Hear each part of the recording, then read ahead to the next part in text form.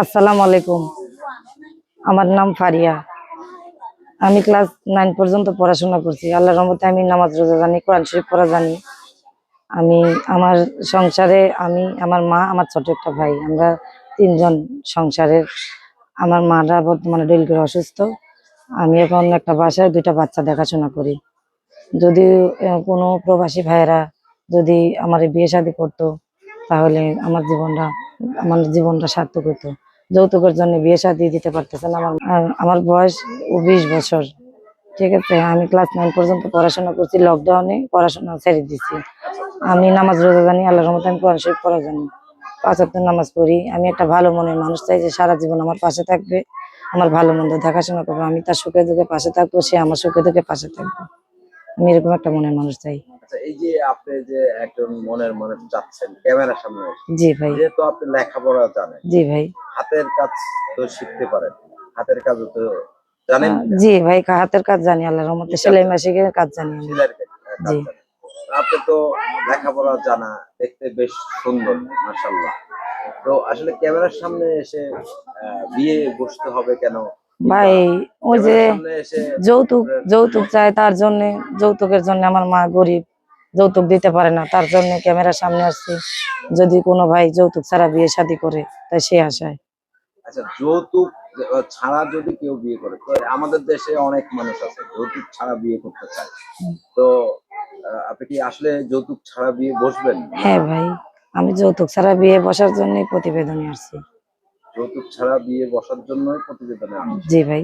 আচ্ছা, এই যে মানে যৌতুক ছাড়া আপনি বিয়ে বসার জন্য যে প্রতিবেদনে আসছেন, জি তো সে লোকটা কেমন হতে হবে? ভাই, সে একটা ভালো মনের মানুষ হইলেই হবে। ভালো মনের হলেই জি। হবে।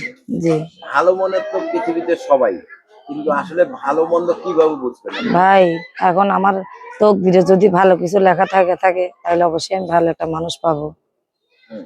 জি অনেকে তো বলে যে ভালো ভালো, কিন্তু পরে ভালো আর পায় না।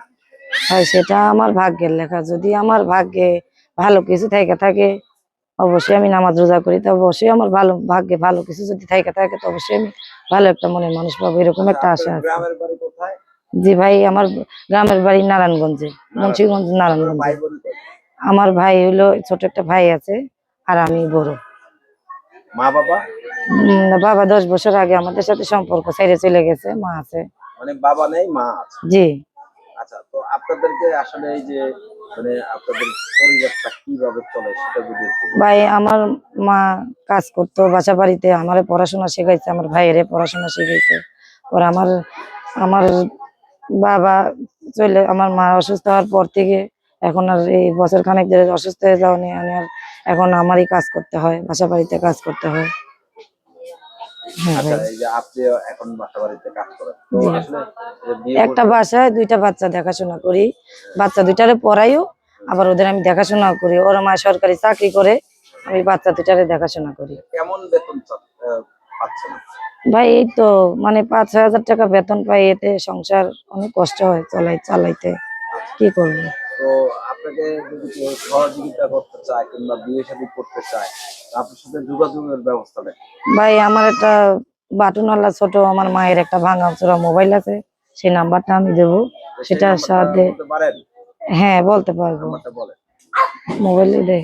বলতে পারেন না? হ্যাঁ পারি, মানে মোবাইলটা সবসময় তো থাকে না, হ্যাঁ, মানে মায়ের কাছে থাকে তো, সেজন্য আমি বলি। হ্যাঁ বলেন।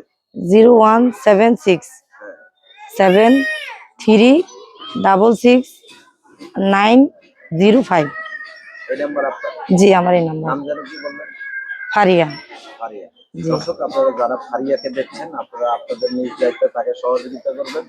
আপনারা কেউ প্রতারিত হবেন না, এবং কি ফারিয়ার সাথেও কেউ প্রতারণা করবেন না। সকলে সে পর্যন্ত ভালো থাকবেন, সুস্থ থাকবেন। আল্লাহ হাফেজ। আসসালামু আলাইকুম।